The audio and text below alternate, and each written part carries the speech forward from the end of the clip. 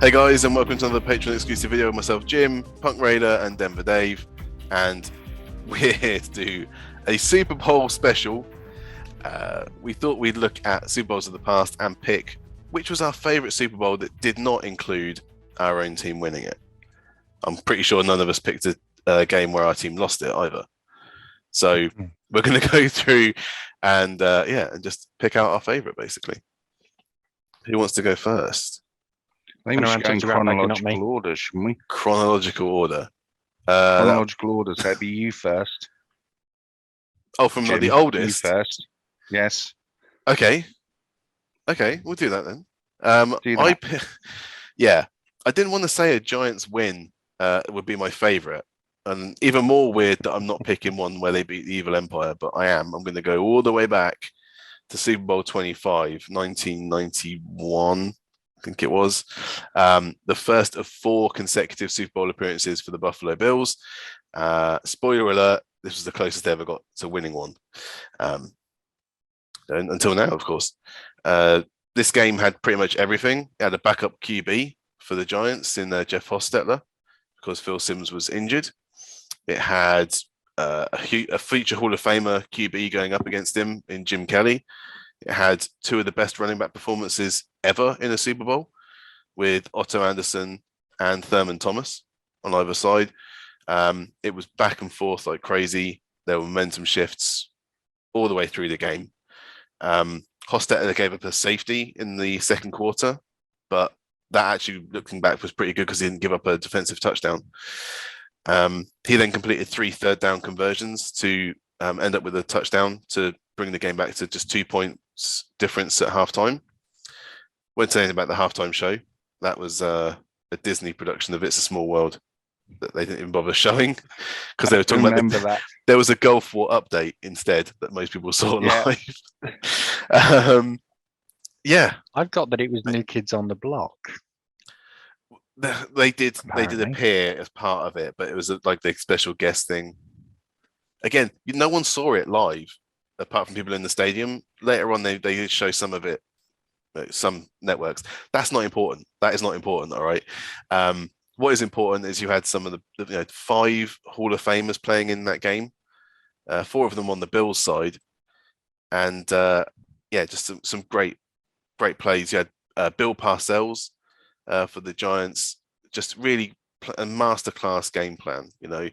He didn't, when they were down early on in the game, he didn't abandon the run that got them there. He didn't start spraying the ball around. He carried on playing the ground and pound, which then opened up play action for Hostetler.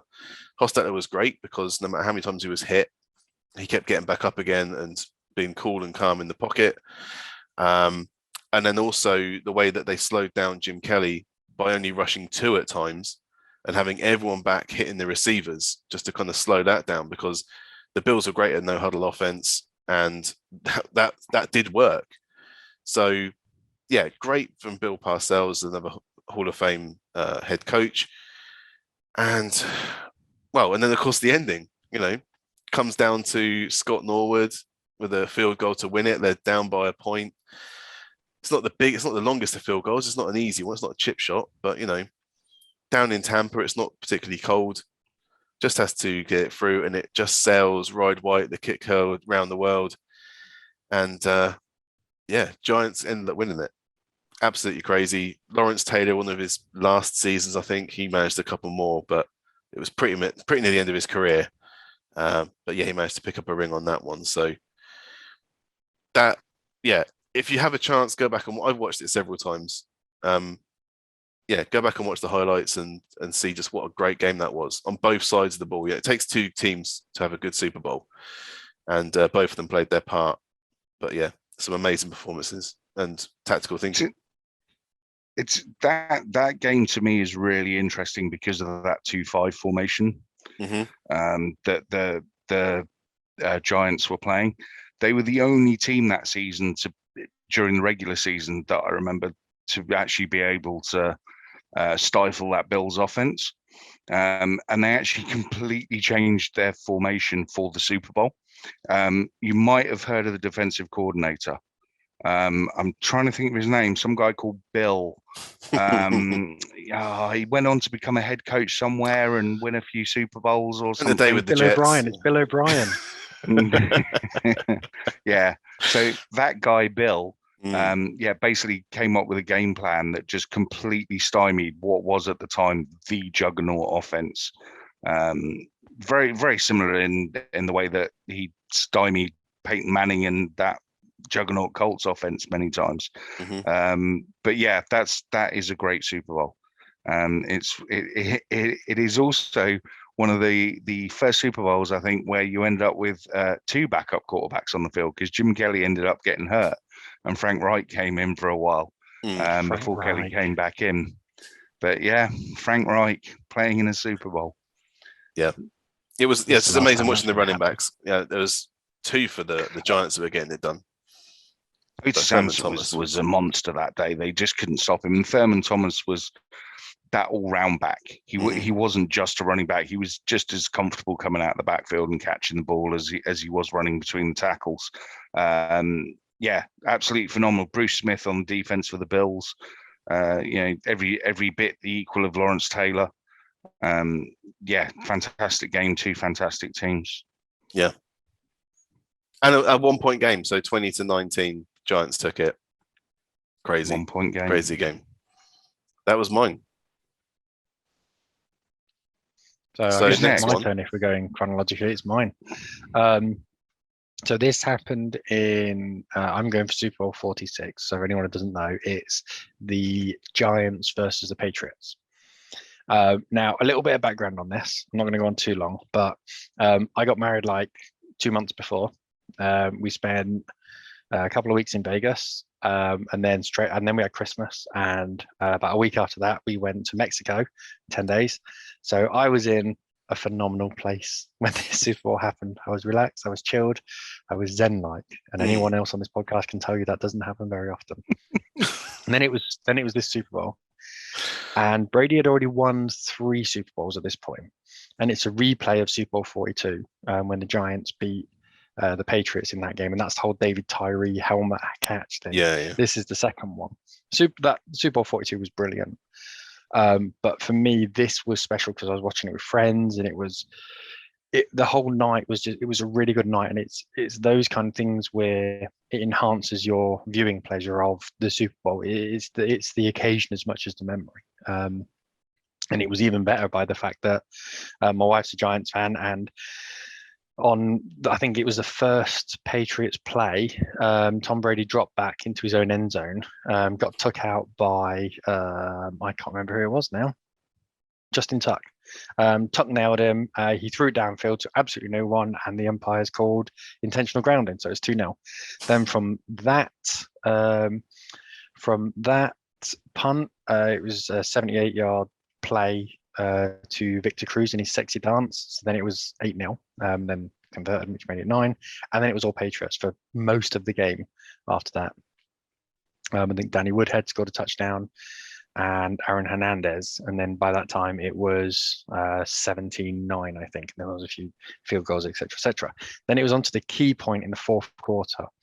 Ahmed Bradshaw broke through the line, ran straight towards the end zone, and then stopped, turned around and thought, no, I don't want to do it, and then sat down in the end zone and scored a touchdown with 1 minute exactly left on the clock. And then on trotted Brady onto the field, tore all the way down. Everyone thought he was going to do it, and he didn't. That was the big surprise. The fact that Brady had that moment to close out a game and didn't do it. And it was the excitement of knowing that the Patriots were going to do it, and it was going to be taken away from the Giants, and then it wasn't. And then we drank, we ate, and we were merry. And for this Super Bowl, I've just purchased a Giants shirt for the other half, and it's a Brandon Jacobs shirt from what would have been from this game. It's not this actual. Not his shirt. No. And that's the one that she's going to be wearing for the Super Bowl. So yeah. Because of what was going on in my life and the way I was and where what the night meant, this is the best Super Bowl that I've had without it involving my team. So yeah, I give you Super Bowl 46. The final score was Giants 21, Patriots 17. I'm not sure that was the It was exact also- criteria, was it, Punk? Because the best Super Bowl game It's was fine. Dave's personal. It I mean, it was was still a good game. So your favorite Super Bowl, I think, is the words that we used, and this was my Yeah. favorite. the As best. far as I'm concerned, any game where the evil empire loses is Oh, absolutely. fully worthy of being involved Thank you in for this your conversation. You're absolutely welcome. I mean, I could one never thing pick I one where would they won. It's just two things I want to pick out of that. Eli Manning made an amazing throw and catch to Mario Manningham on the sideline. Oh yeah, do you know what I meant on to that mention final because drive. he was on deep. He was on double coverage. He had absolutely no right. It was such a ridiculous catch that immediately Belichick threw the red flag and went, because there's no way he caught that. There's no way he caught that. Exactly. And it was phenomenal. And he caught the next catch after that as well, which got him another fourth down. And yeah, and that was the key to them to the Ahmed Bradshaw 6-yard touchdown. The other thing to point out about this game is that I think I'm right in saying that it was after this game that Giselle came out and said, well, he can't do it on his own all the time, and called out all the Patriot receivers. So this was also, you know what we know the NFL as now, this Goliath juggernaut that the NFL is, of being, I think some record like of the top 25 highest rated shows in US history, 20 of them are NFL games. This was the first one. This was at the point that this was aired, it was the highest rated TV show ever witnessed in the United States. This is where it started. The US's love affair with the NFL, because from here on in, because the Patriots lost. well, I mean, people didn't know that before they. It's the second time they lost, though. They tuned in. Oh, no, yeah, no, this was kind of, I don't want to say it was Genesis, but in terms of TV ratings and the NFL's latest love affair with it, it was certainly one of the first. Cool. Well, there you go. Interestingly, being the oldest member of the group, I've actually picked one of the most recent Super Bowl. Knowing you, it's a 6-all slog that we don't remember. Well, you know, absolutely. Everyone will actually remember this game, I hope, or at least the majority of people will. And if you haven't watched it, then you do need to go back and watch it. In fact, my pick is Super Bowl 25. But actually, Jim stole that one. So I'm going to have to go with this one instead, which is my recent favorite, which is Super Bowl 49 from 2015. Which one's 49, do you say? Is that the one where the Seahawks battered the Broncos? Easy. No, it's not that one. It's not that one. That was a great game. It's the year before that one. This is it was no, the it was Seahawks. not the year before No, it that wasn't. one. It was the year after. Was it the year after? Yeah. Was yours 2 48? years Yeah, it's after. 50's the one you won, wasn't it? Yeah, Yes. okay. I'll give you that. I can't believe you're Blame going to do it- this, blame it- Punk. I can't blame it believe on you're my old picking age. this game. What? What's The wrong with this worst game? play in NFL history. The worst play in NFL history. Yeah. Well, that's one of the reasons to pick it, because it just goes to show that people do stupid things under pressure. So this is the Patriots 28 against the Seahawks 24, where you should just run it from the This one 3-yard still line when hurts. you have a beast mode. Absolutely, this one still hurts.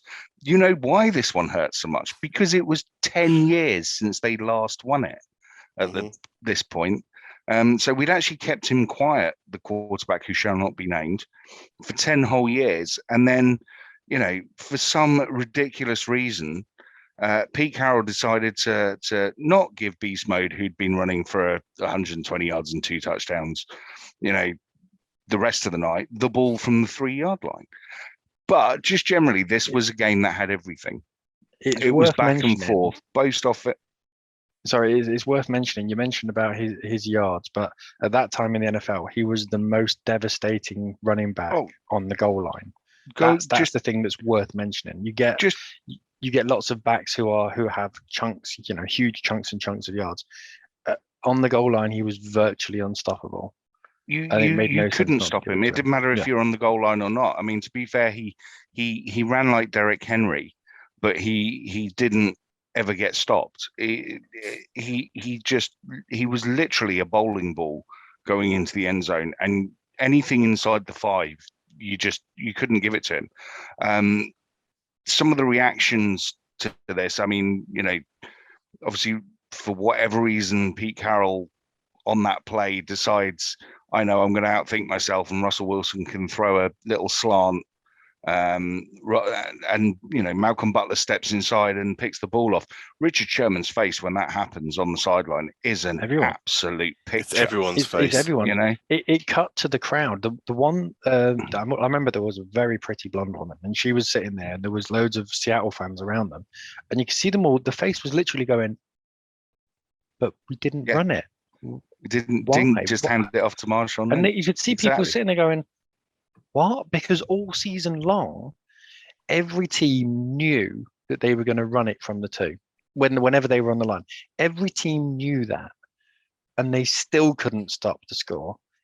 And that was people were celebrating when they had that point because they knew they were going to win the Super Bowl. But we are labouring this one point. That's one play. Actually, why do we have to watch the rest of the game? The rest of the game is it's one of those end-to-end Super Bowls where, although early doors not much happens, actually it's just 2 teams really fighting for domination. So you've got the Legion of Boom playing for the Seahawks defensive backfield. For the Patriots, you've obviously got Gronk, Edelman, and all those receivers. Russell Wilson, what was it, his second year in the league? Third year, maybe. So he's still that fresh-faced youngster, kind of similar to how Joe Burrow is currently. That you think, actually, could he do it? Will under pressure? You just got all these little storylines that happen. And then during the game, it just gets more and more momentum. So the Seahawks end up about 10 points up. I think it's late in the third quarter. So this is the first of those real kind of proper comeback Super Bowls that he who shall not be named has had.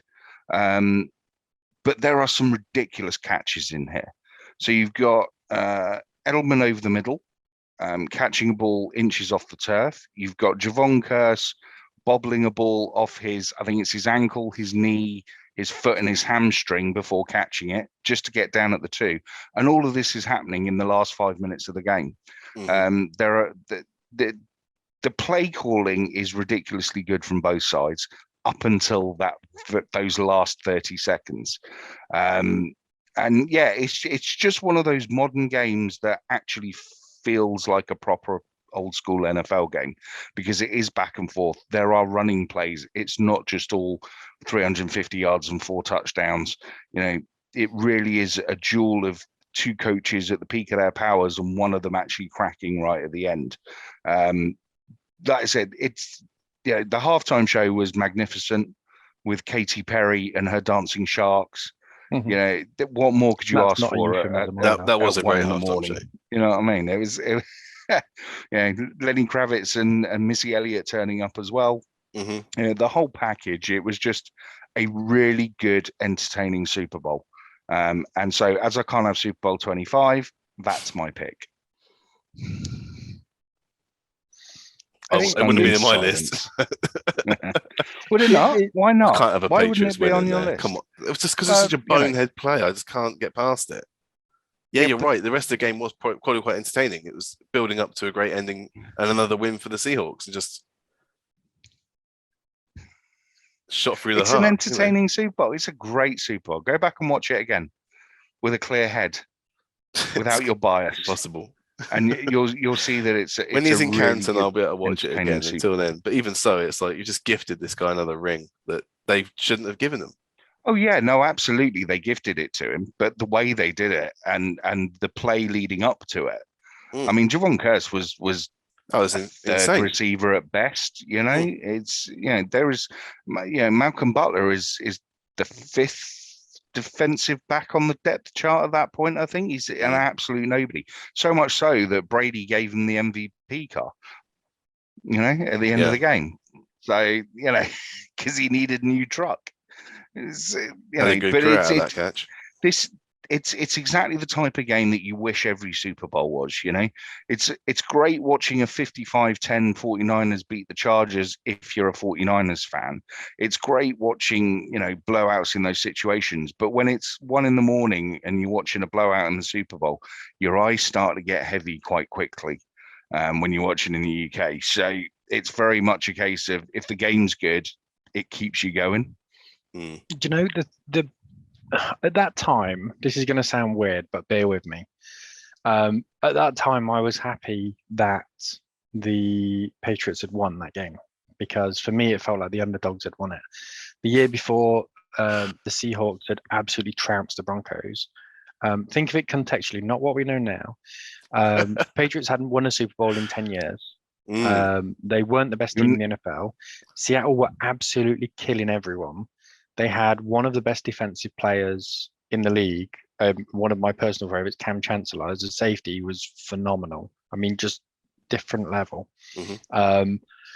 And I felt at that time as though Seattle were going to absolutely dominate the NFL because it was. I think you mentioned it was Russell Wilson's second season. I think it was his third because the second season was the year before when they nearly put 50 on the Broncos, 43-8 or something.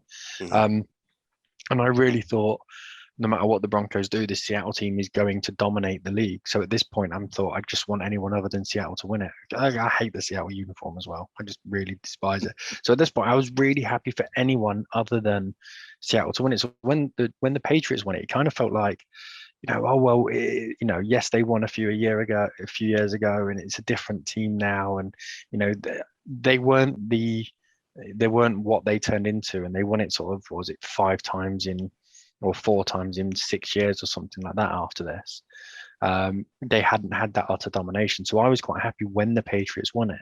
But again, I think had this not ended, if it had been something else where the Seahawks would have handed the ball off and it had been a strip fumble and it had been returned 70 yards or 80 yards or whatever it would have been. At that point, I don't think it would have been remembered as fondly or unfondly either way. It's the fact that it was this call defines the Super Bowl, and I'm not necessarily sure without that ending we would class it as being a classic, if that makes sense. No, you're probably right. But very much like those kind of Giants Patriots games where you've got 1 or 2 plays that really defines what that game is and what that game means. I think 42 was defined by a few moments. I think 46, my pick, and this isn't me blowing my own horn, I think there's several moments which define it.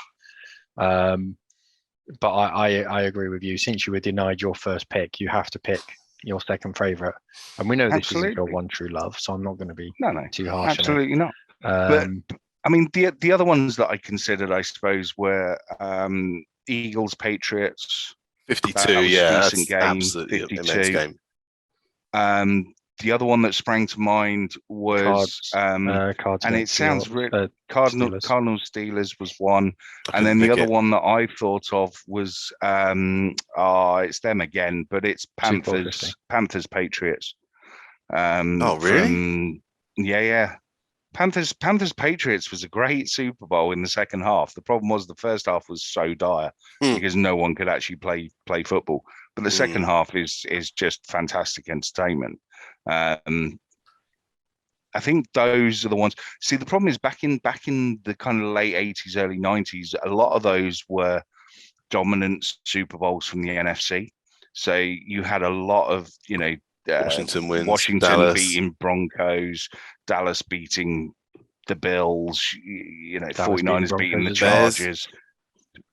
Bears, that was another one. Yeah, absolutely. But they're all blowouts, you know what I mean? So although you kind of remember them fondly because they were so long ago and they're kind of the first games that you really got you into the game as a whole, they're just not great games to watch in all honesty. You know what I mean? Once put the 50 burger on the Chargers.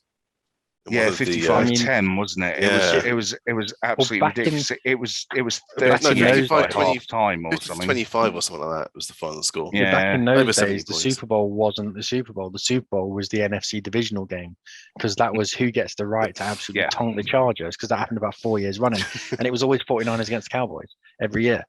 And it was like, this one's the big Super Bowl. You'd have the ratings for the Super Bowl to be like 58 million people watch it, or the 58 million people watch the divisional game. And then the Super Bowl will pop up with like 19 million. No one will bother watching it because they know what's going to happen. It wasn't. Bills got trounced twice by the Cowboys. Their third and fourth appearance got worse and worse for them. Just out of a quick side one, we didn't talk about this before, but you got a worst just out of the worst? Not involving your teams again, just like throw away, just one just getting the bin kind of games. The most gut-wrenching was the Falcons Patriots one, just because it was so close. Choke That job. was the most gut-wrenching. The worst one was the Rams Patriots. I was going to say that the 13-3 was one of the crap. worst Super Bowls ever had to utter sit through. crap. Yeah, That wasn't good. Didn't enjoy it. Dull. I also didn't like that Seahawks Broncos one. No. Just because it was so Oh, one-sided. But the problem was it wasn't so much the blowout side of it. It was just that neither team were actually that good. It's just the Broncos were that bad on that particular day. Was that dominant. And it was in No, they weren't though. Yeah, if you go back and watch the game, it's just the case that no one's very good. Let's go back and watch it now. Backwards and no, let's not. Let's go back and watch Super Bowl 50. Still watch party. Yeah. For me, the best Super Bowl ever is obviously Super Bowl 50, for obvious reasons. But the one I enjoyed the most, as I've mentioned, because of my caveats, was Super Bowl 46. Yeah, but I think the worst one has to be the Rams Patriots because of the low scoring. There's nothing happening. The choke job by the Falcons. At least it was an entertaining game. It was a horrific end. It was. It was a very, very good. If that had been the other way, if that had been the other way, where the Patriots would have given up that, I think it was 27-point lead or whatever it was. You'd have picked 28-3. Yeah, 100%. Yeah. But I mean, it was just ridiculous, completely ridiculous. So yeah, no one can get any better odds than the 13-3 snooze fest that was the Patriots Rams. Genuinely trying to think. I can't think of any that were worse than that. I mean, there are bad ones from back in the day. I mean, that Bears Patriots one that you were talking about earlier in '85. It's not a good game. It really is just the Bears walking all over them. But it's kind of similar to that Seahawks Broncos one, in that it's not necessarily that the Bears defense was that good as much as the Patriots just weren't very good at all and really shouldn't have been there. But again, they were scoring. There were some touchdowns to look at. There was none of that in the Rams Patriots game. True. That's very true. Well, just while we're on the subject of worst Super Bowl, so I've gone online and typed into Google, what is the worst Super Bowl ever? This is scientific. So I'm now on the first one that came up, and it's the Houston Chronicle. It was just the first one that came up. They've got last, the Seahawks against the Broncos, 43-8. That's in last place out of all of them. Then it's the 49ers against the Broncos. Jesus Christ, they beat us 55-10. That was the Broncos. They beat 55-10. Yeah. Okay. Well, let me go all the way to the bottom to find out. There's obviously a Chargers one that's about the same as well, I think. Yeah, there's going to be quite a few. I think it's anything that's just not competitive. So do you want a top 10 or shall I go right to the top? It's up to you. Just be quick. We're going to finish this video. All right, let's go top 5 then. Top 5, we're going Broncos against the Packers in '98. In number 4, we've got Giants against Bills. That's the Broncos against the Packers was the helicopter tackle with John Elway. Yeah. Then you got the Giants against the Bills. As number 4, that was in 1991, so Super Bowl 25. That's 25, yeah. You said, Jim. So the 3 above those are the Patriots against the Seahawks. Mental. Punk pick. No. That's the whole Malcolm Butler thing. Number 2 is, and they've got it in Roman numerals, and I can't do Roman numerals, so Super Bowl 42, which is the Giants against the Patriots, which is a David Tyree catch. And then the number 1 Super Bowl, according to the Houston Chronicle, is the Patriots against the Falcons. Which, if it was the other way around, I couldn't argue with that. Let's we were there. Let's end that now. Every one of them got an honourable mention of the ones that the Houston Chronicle listed as the top 25. Please, can no one subscribe to the Houston Chronicle? Subscribe Other instead to news the outlets Patreon. in Houston are available. The So there we- news outlets are available. Yes, much more reputable by the sounds of it as well. So thanks very much, guys. Hope you enjoyed the Super Bowl this weekend. We're going to, and then obviously come back and talk about it being the best/worst Super Bowl we ever saw in our lives. So cheers.